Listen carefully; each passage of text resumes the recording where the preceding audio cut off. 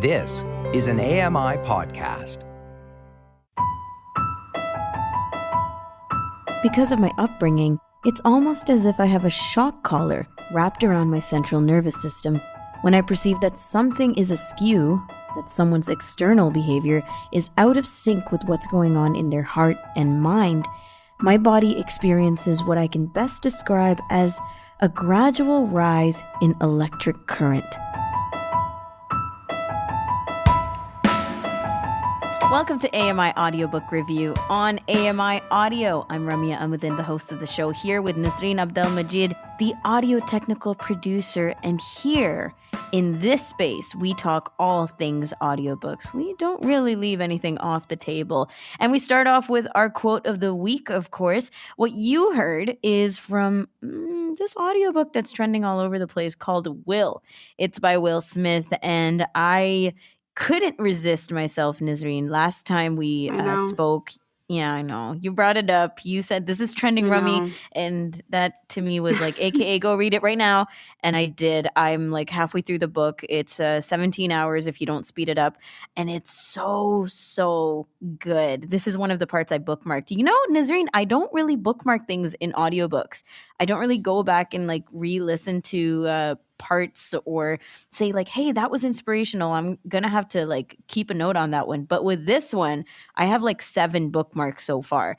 So this was one of those spots where I thought, wow, profound Will, as well as just like very, very personal, very deep. He has a seriously empathetic way of reading, speaking, even performing. But you know, when he talks, you just kind of like melt into his persona and who he is. And I think that really, really comes out. You haven't heard it yet, right? Yes, I haven't heard it yet, Okay. but I will get to it. You're just very fast at getting ahead. I can't catch up with you, Remya, but I'm not surprised of what you're saying.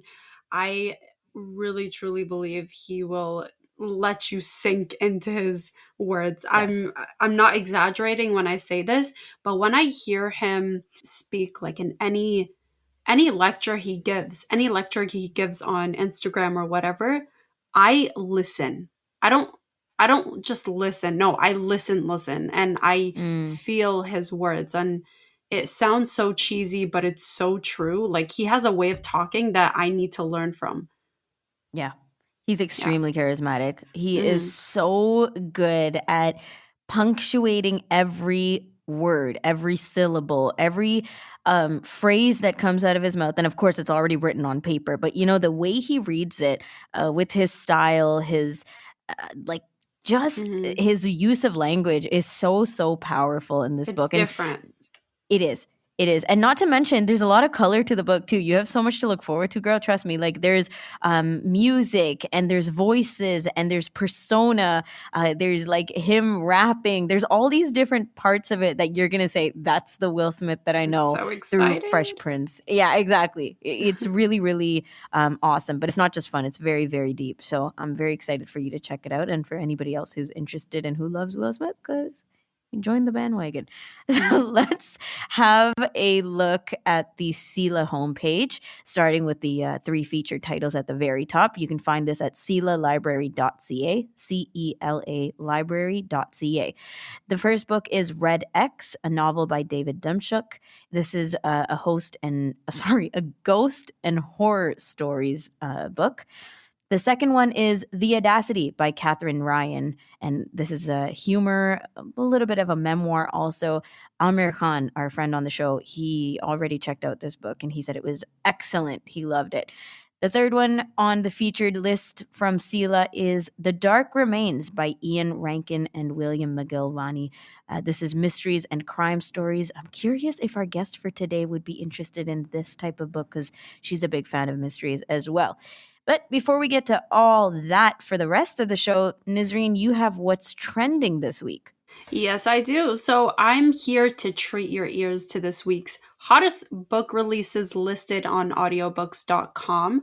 We start off with The Mercy by David Baldacci, The Wolf J.R. Ward, Guild Boss by Jane Castle, The Every by Dave Eggers, and last but not least, Believe Me by Tahari Mafi. There's so many more, but we're not going to get into all of that. There's just too many good books out there this week. So I'm just starting to learn my relationship with audiobooks, Ramya. Like I'm just getting to know what I'm feeling with Mm-hmm. audiobooks just recently, right? And I realized I'd love to get into more of self-healing books, if you know what I mean. I want to share two books. I can't wait to get to them. Like I need to create a list of how many books that I'm really excited to read, It's to gonna get listen longer and to. longer. I know, and I'm just learning that. But the first one, Not Giving AF by Mark Manson. I'm sure a lot of you have heard that book before. Oh yeah. I've heard it's pretty amazing. The second book is Reclaiming Your Heart by Yasmin Mogahed, and uh, it's just amazing. These picks were recommendations, but I really love the self-healing books. It just makes you think, it makes you reflect. It just gives you a different perspective of your life, and it's something to relate to. And that's why I mention Will Smith's memoir again, because it's one of those books that we all have struggles. We all have some kind of history that we have gone through that you need to reflect on.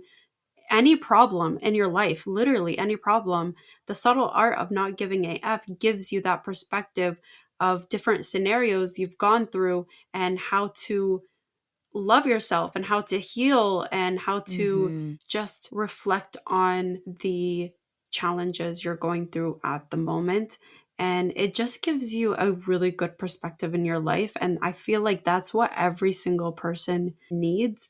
I'm just saying, like these recommendations, I really love it. I went on Instagram and wrote a poll question and I'm like, give me some book recommendations. And I'm telling you, there were so many recommendations and 90% of them were self-healing books. So I really Mm-hmm. like to kind of shift to that book genre more than any fantasy book or mysterious book or anything like that, which I would also like to get to them, but self-healing books are my genre at the moment. So I'm gonna start focusing on that. So I'm really excited.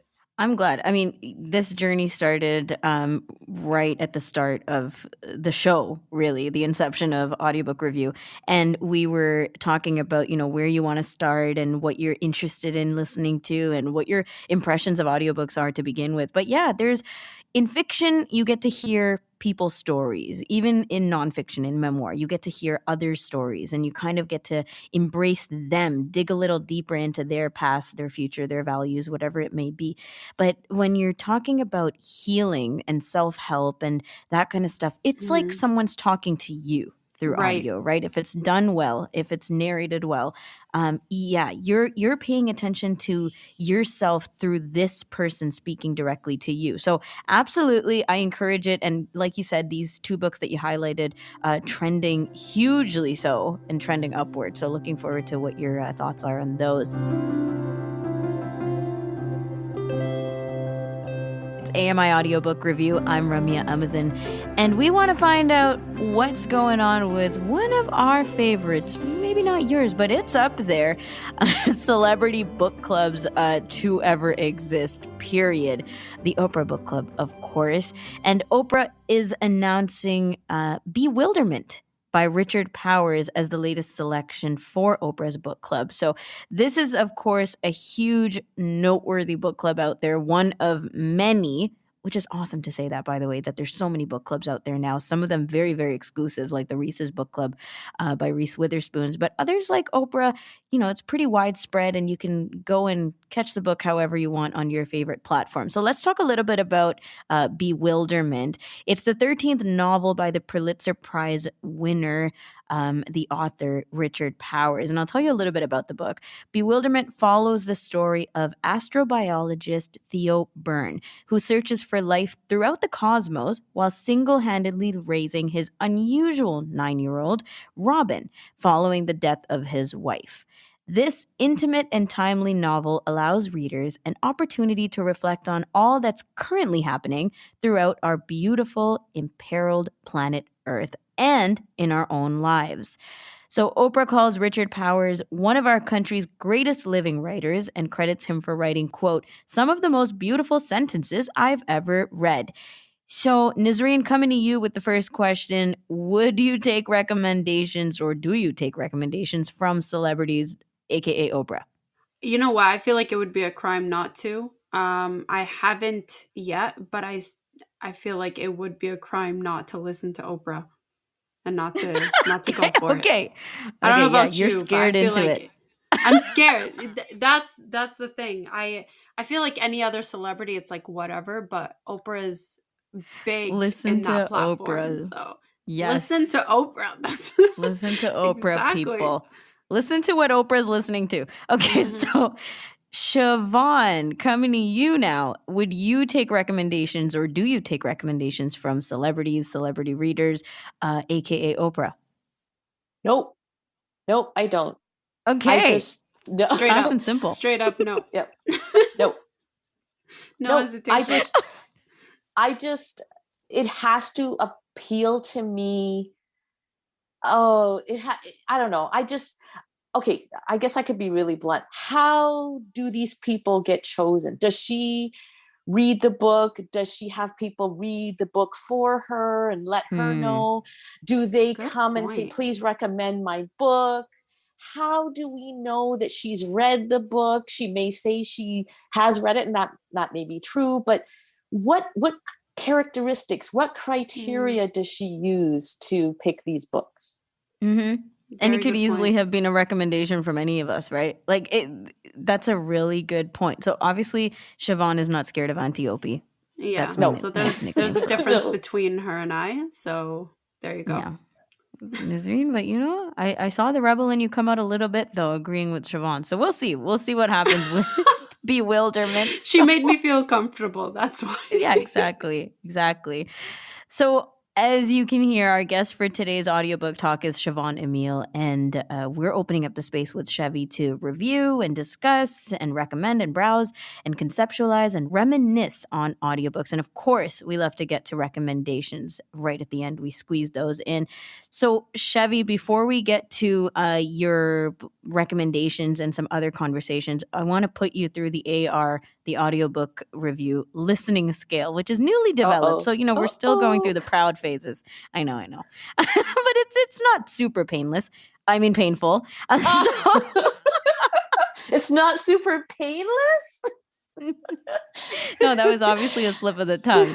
So this is a 2-part exercise. We're going to start with the even numbers from 0 to 10, 0 being anti-audiobookers, and those people are not really allowed on the show. So 2, you're tempted, but there's definitely an appeal to listening to an audiobook, but I'm terrified.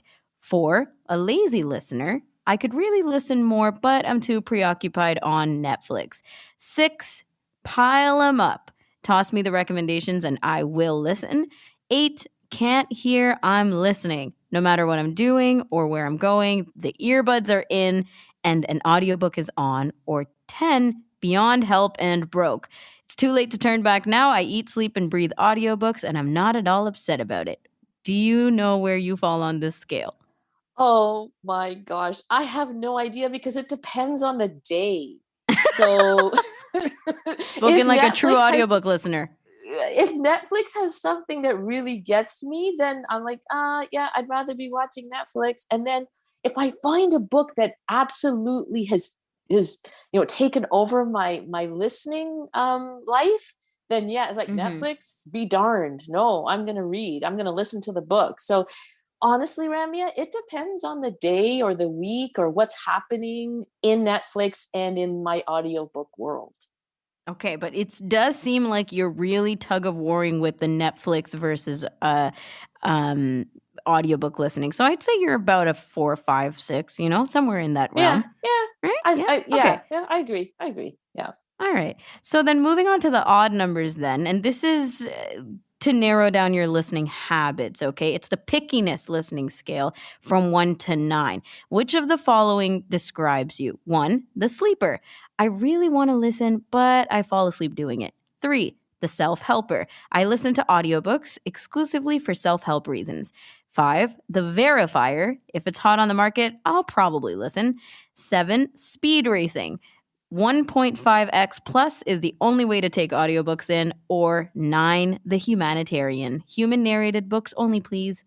Oh my gosh, I must be one of your most difficult guests because I fit through all of those. So again, it depends on the book. It really does. So some days I'm a 7, some days I'm a 1. Wow, Honestly, sleeping through. Okay.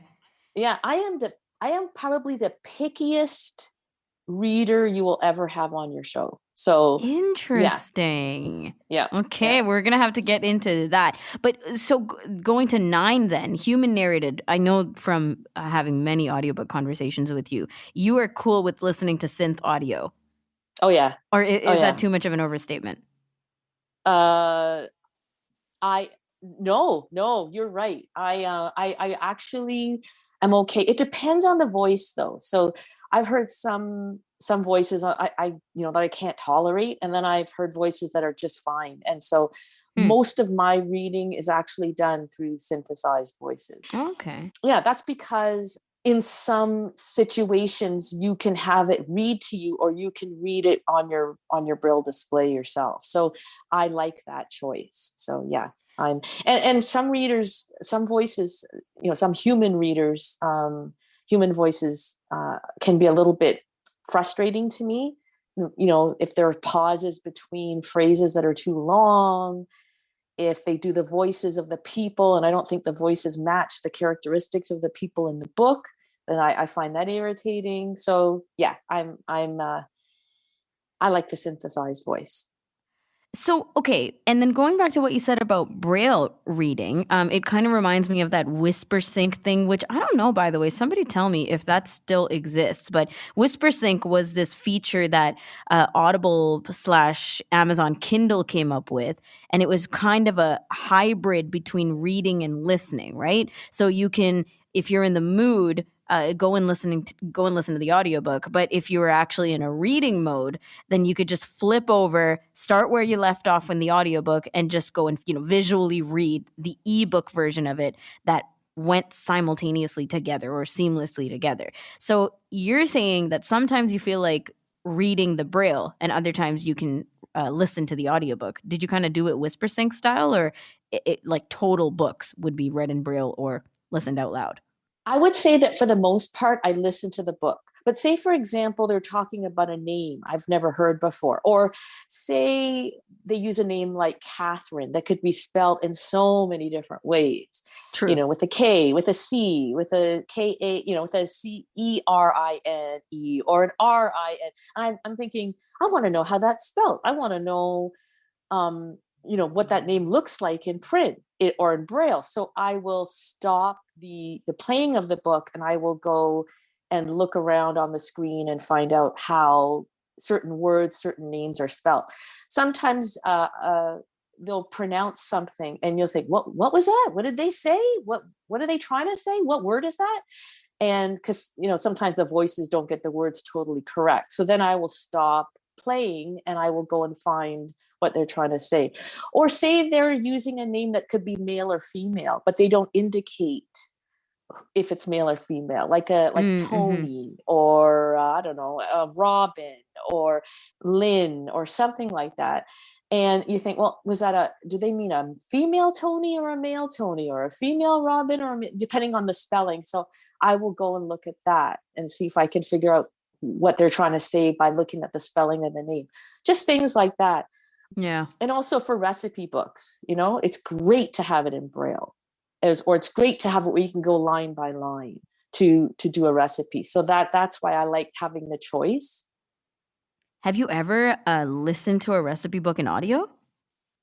Yeah, I have. And how did that work out? Let's just say I didn't quite enjoy it the same. But I'm a little bit older than the two of you. And so in the old days, that was the only way, unless you got a Braille version of the book, that you could get some recipe books, right? And some Braille books are 8 or 9 or 10 volumes that make up a print version of a book. So sometimes you think, no, I don't want 10 volumes being delivered to my house of a recipe book. I just want the tapes, but to try to find, try to find the recipe you're looking for, try to find what you need to know on tape, and you keep rewinding it. But how many cups of that was that? How many teaspoons? Yeah. And you can't like skip back, the way we have so much option now to be able to skip back, 30 seconds, 15 seconds, 10 seconds, by chapter, by line. There's no such thing if you're just listening to the whole things. Even songs. Exactly. If you miss the song, it's too late. You missed your favorite part. You have to re-listen to the whole thing. Oh my gosh, you guys. Yeah. And then Braille can get, you're borrowing a book from, say, the library, and you think, I got to be careful. My hands have to be really clean. Somebody else is going to want to read this book. I got to be careful. Or, oh my God, a Braille book takes up room. You put it on the counter. You got to move stuff out of the way, make sure that it fits. It's just, it's a different world now, and it's great. Yeah, no, that's oh my gosh, you bring it back for real. We're blessed. We are. We should be grateful to be in this generation and have all these updates and features and all these options. And you know what, guys? I have written out in Braille so many recipes because I have to return the book, right? So, I like this one. I like this one. I've spent hours in the old days writing recipes out so I could return the book. So, because you couldn't buy at the time Braille books like that. So you had to say, I really want this recipe. How am I going to get it? You either speak it into a recording device or you sit there and write it out so that the book can be returned back to the library. And it's such a huge point about getting your fingerprints on recipe copies. Like, like now we just scroll on our iPad or ask one of our favorite AIs to tell us what the next ingredient is. But before then, how many times you got to wash your hand before you can get through a whole recipe, right? Yep. And of course you somebody might be waiting for the book. So you want to make sure that you get all the recipes out of it that you can, or they only have one copy, and it's a totally different world now. It's amazing. It absolutely is. Wow, you have really enlightened us with this recipe talk. I mean, we talk a lot of food all over the network, obviously, but this is just a fantastic, twist on food, like recipe books.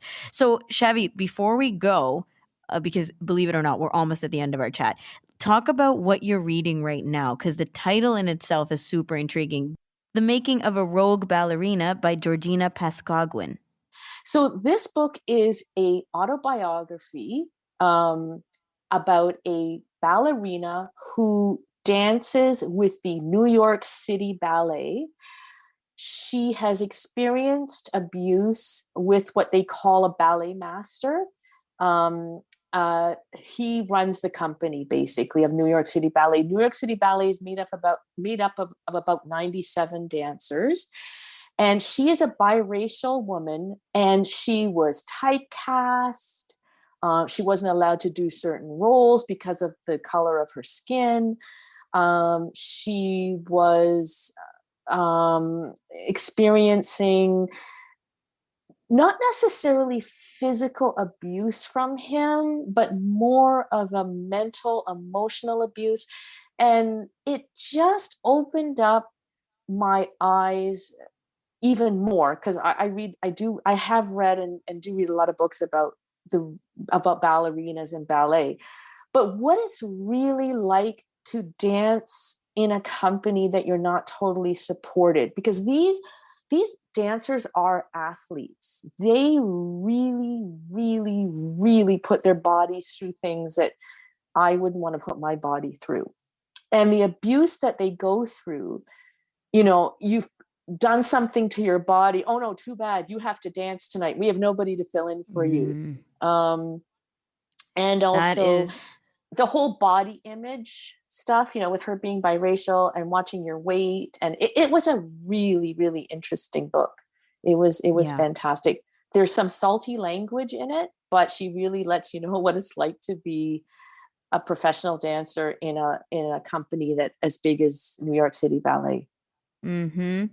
And when I hear of anything like that, someone coming with truth be told type of style in a book, I always think it's very, very fascinating. Chevy, thank you so much for the recommendation, the conversations, and the truth about whether or not you'd take recommendations from celebrities. Hope to talk to you soon about more things audiobooks.